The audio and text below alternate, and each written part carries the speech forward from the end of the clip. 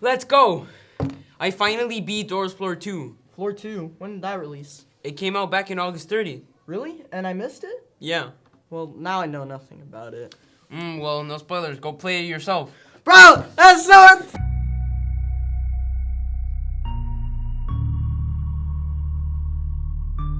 So you died to Giggle, right? Yeah. This should be the first new entity you encounter. It latches onto the ceiling and waits for you to walk under it. Then...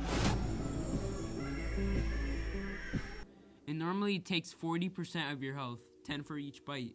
It might be hard to find since it blends in the dark, but if you listen closely, you can hear giggling noises. If you hear it, look up immediately and search for it. It stays in a place so you won't have to constantly move.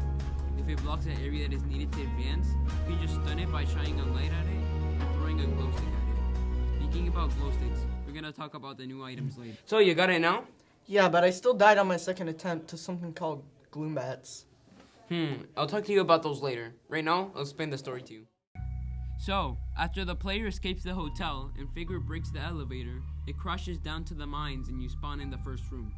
In the pre-run shop, there are new items that you can buy, that being the bulk light, strap light, and band-aid pack. The bulk light is the best type of light source that shines a very bright and big light. The strap light works exactly like a normal flashlight, except it's strapped on your chest and you can turn it on while holding another item. The bandage pack stores band-aids that you find around the mines and you can use them to heal yourself when you have low health. You already start with 50% of your band-aids when buying one. There's another item called the battery pack that is the same as the band-aid pack but stores 4 batteries. You can use those batteries to power up your flashlights. There's also a glow stick, being the most common item found in the mines. You throw the glow stick on the ground, which lights up that area. They're good to use on the Gloombats you die to. The laser pointer can be used to stun Giggle and light up Gloombat rooms. The shears can be used to cut up vines that open rooms with good items inside. In the first door, you have to find 3 fuses around the room to power up a generator. Then when you have all of them on the generator, press the lever on the right of the generator to turn it on. Then head to the big metal door and press the red button right in front of it to open it up. You'd eventually find Gloombats in a run. They fly around the room, breaking the lights around them, making the room completely dark. They hate light, and when you turn on any flashlight or other type of light source, they're going to start attacking you. In those rooms, there are also Gloombat eggs on the ground. If you step on one, a Gloombat gets out and attacks you once. What you have to do to avoid them is use glow sticks. You throw glow sticks on the floor so you can see clearly, but it won't last for long. The Gloombats are going to start biting the glow stick and will turn it off eventually. You can also use the laser pointer because it will make the Gloombats attack wherever you point instead of the source. If you don't have any of these items, you're going to have to get out of the room without a light source. You'll also encounter Rush sometime. He works different than how he did in the hotel.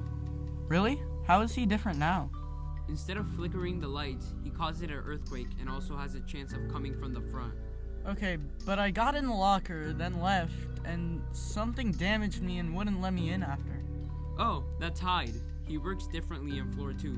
When you get in and out of a locker, he spawns and you're able to see him through the locker. If you go back in, he's gonna damage you and won't let you in any hiding spots for a bit. He still attacks when you stay in a locker too long. You're gonna have to find multiple hiding spots when ambush comes. Also recently added to Doors is a new entity called Louie. It will occasionally spawn during your runs. It lives behind walls and is used for trading items. When you trade a bulk light, it can give you an item called a green soda. When you drink the soda, it turns you green and gives the screen a permanent green tint. It also gives the player a speed boost and an achievement. On about door 120, there's gonna be a Figure room. You're supposed to get to the end of the room while avoiding him. He has a new animation and he can be distracted when you throw glow sticks.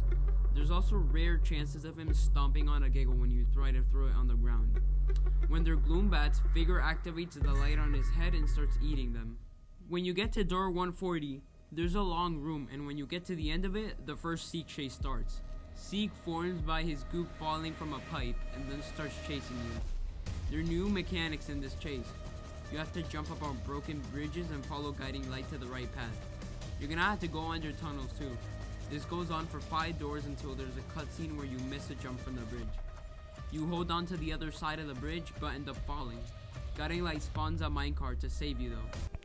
I guess you could say that was advantages of guiding light. to not contribute at all with doors, I'm gonna do word of the day. Advantages.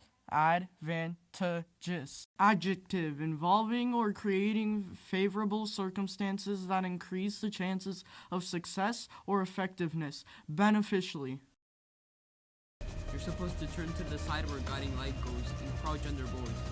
This goes on until you get to door 149. Guiding light closes the door on Seek, and you continue. So a player continues in the minecart, and when they get far enough, an entity called the Grumble appears out of nowhere and starts chasing you. You fall into another room from the minecart, and you have to run away from the Grumble. When you get into a certain area, a metal door closes on the Grumble.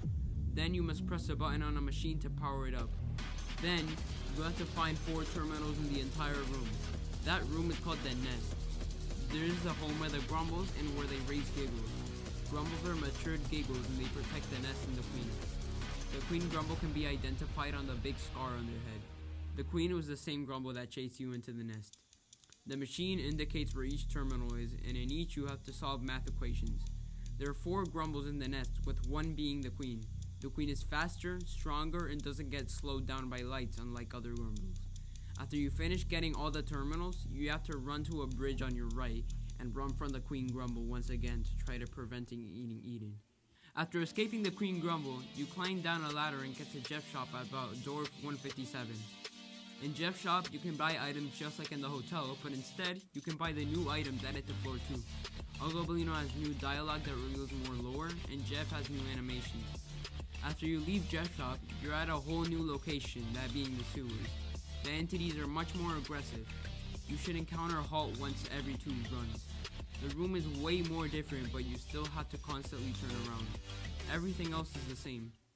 Until you get to the second Figure room, you have to find 2 fuses to power up another generator while Figure roams around the place. You have to open drawers or lockers when he's far away or he's going to hear you. When you escape, everything is normal until about door 176. The second Seek chase starts with a cutscene where the Queen Grumble appears out of nowhere and Seek punches a wall down, blocking the Grumble. Then Seek dashes towards you. You have to run and look both ways. You follow guiding light to the correct door while Seek and Grumble both try capturing you. You eventually go into some pipes where you have to push metal gates, fences, doors, whatever they are, and follow guiding light. Queen Grumble's in the dead ends waiting for the player to run into her. That's why you must follow guiding light. You finally get out of the pipes and go through a door, which ends the Seek chase. Guiding light closes the door on Seek, and you continue. And everything is normal until you get to door 200. When you go into door 200, the room is a dam where Seek rises up and floods the area. The boss fight starts, and you have to pump Seek down the drain. You have to turn blue valves that guiding light lights up. After you turn the valves, Seek lowers down and reveals a new area where there are more valves. You have to jump across the Seek group flood to the valves where Seek hands and blobs try to end your run. There are 3 levels. After you beat all 3, Seek goes down a drain. You can now power up a generator to leave the area. You climb up a ladder afterwards and reach the surface. You can put an item in the rift if you want. The rift is something that stores items for future runs. When you finish, you walk through a forest until you reach a castle. When you open the door, a cutscene starts when you enter the castle, but the Queen Grumble appears once more. Seek then sneaks up behind it and infects it with its goop. The player closes the castle door on Seek and the floor ends. So, are you ready to beat the game? Yeah, I think I got all that, but can you explain it?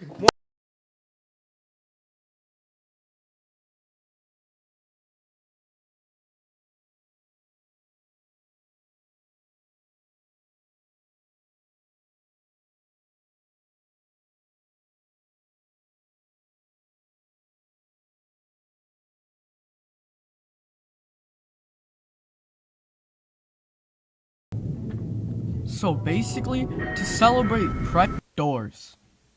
To celebrate Doors' birthday, we're gonna see what also happened on this day in history.